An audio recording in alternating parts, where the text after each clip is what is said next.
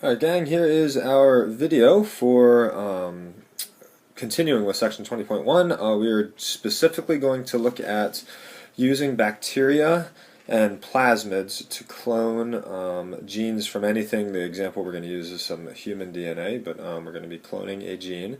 And this is, I'm taking a diagram in the book and splitting it into two diagrams, or into two different slides, and you can follow along with what's happening in the book as well. But the first thing, we've got a human cell here, okay, and this human cell has some gene of interest, so let's just say it's the human growth hormone gene that we want. Okay, so we've got a human growth hormone gene in here somewhere in the entire genome, and then over here we have E. coli, but basically we have a type of bacteria.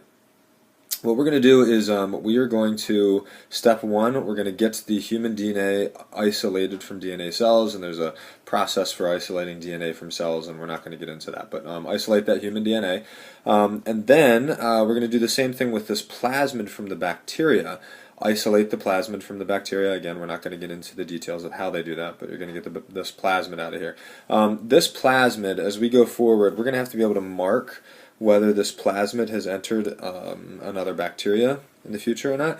And so we have to have some selective markers on this plasmid. It just means genes that allow us to create an environment to select only bacteria that have this plasmid. Okay, the two genes that this has, the one is an ampicillin resistance gene, and I have to change my pen color here.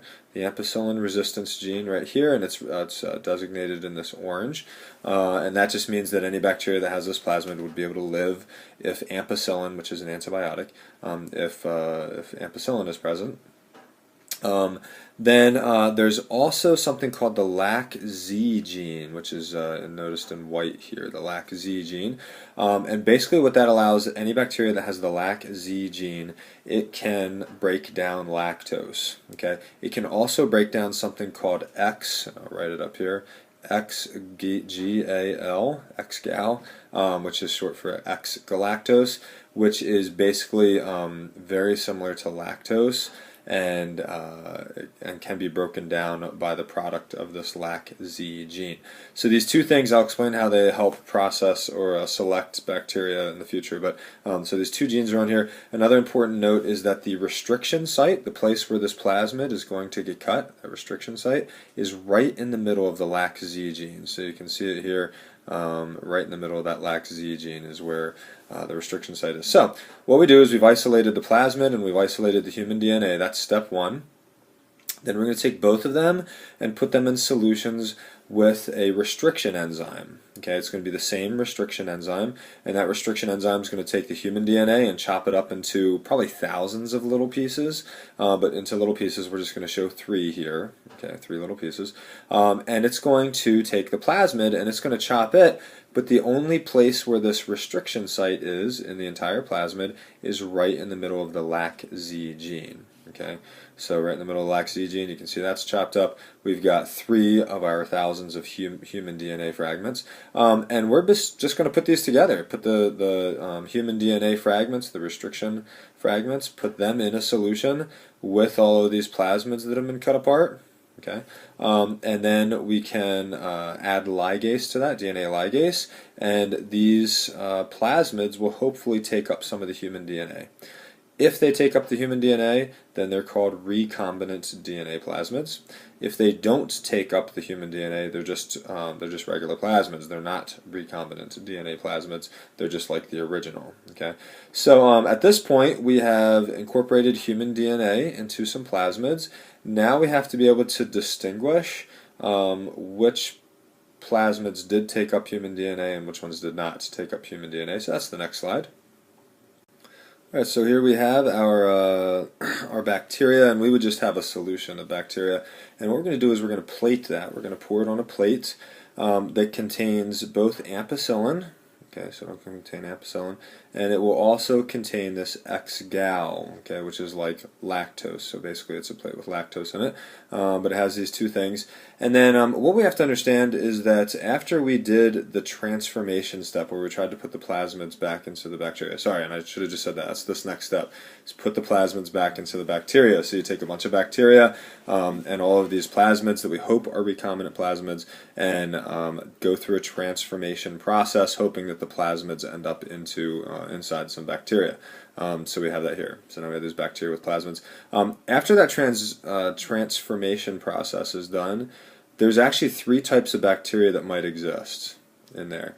One, there we go, would be there will be some bacteria in the solution that don't have a plasmid in them, and those aren't shown in this drawing, but they don't have a plasmid, and we need to be able to select against those, so we don't want any of those bacteria. Okay, we may have bacteria that have plasmids in them, but they're not recombinant, and that just means the plasmid got chopped open by the restriction enzyme, and then it just simply closed up on itself, okay, and it didn't take up any of the human DNA. So there'd be some of those bacteria, and again, that's not really shown in the picture here. And then we'd have the third type, which is what we want, is recombinant bacteria, okay, or bacteria with a recombinant plasmid in it that is partially has that human gene in it, or has some human gene in it, whether it's the one we want or not.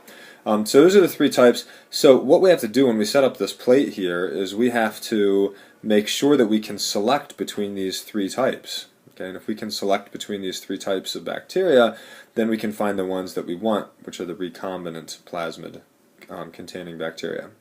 So the way we do that, first of all, the bacteria that we put this plasmid back into, they do not have the ampicillin gene, and they do not have the LAC-Z gene in their genome. So those aren't present.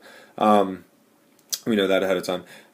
So if we go through this, the plate that we have the ampicillin in, okay, any bacteria that does not have a plasmid, so these, the bacteria without plasmids, they won't have the ampicillin gene. That's on the plasmid, and that means that the ampicillin, which is an antibiotic, will kill those bacteria, so we have selected against those bacteria, okay, because they won't live. All right.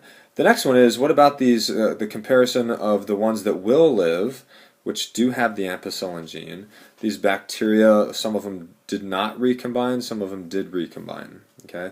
And they can all live on this plate, whether they have recombinant plasmids or not. They can live on this plate, but there's going to be a difference when we look at them. Okay? This is fabulous, but if I have that LAC-Z gene, okay, then I can, if I have a functional LAC-Z gene, then I can process X-gal, which is that lactose derivative.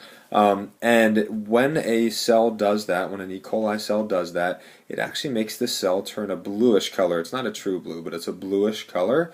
And so what we know is that if I had the plasmid and it did not have an inserted human DNA, okay, then my LAC-Z gene, we'll say it started right here and it ends right here, it would be complete, okay, because there's no human DNA in the middle.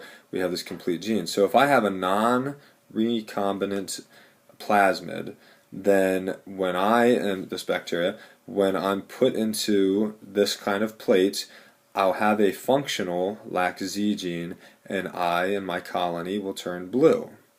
We don't want those, so we're able to select against the blue colonies because they have the LAC-Z gene in them that's working. Okay, so we select against them. The recombinant plasmids, on the other hand, they've got that plasmid, but we chopped it open halfway through the LAC-Z gene. So maybe the LAC-Z gene started here and ended here.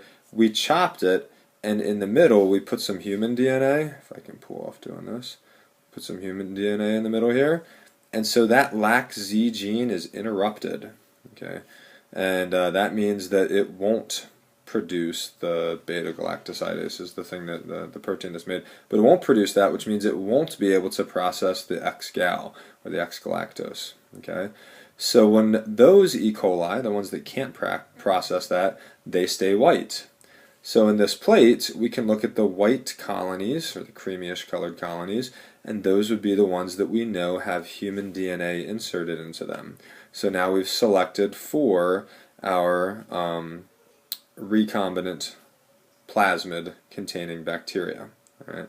So that's where we are now. I'm going to stop this video here. The next thing becomes, if you remember, when we chop up the human DNA, we could get thousands of different recombinant, or excuse me, of different restriction fragments. And so we could have thousands of different types of bacteria on this plate, all of them having a different gene, different human gene in them. So the next step becomes, how do we select which of these white things, white colonies, which of them has the gene in it that we want. Okay, and that'll be the next video. It's a pretty cool process too, so enjoy.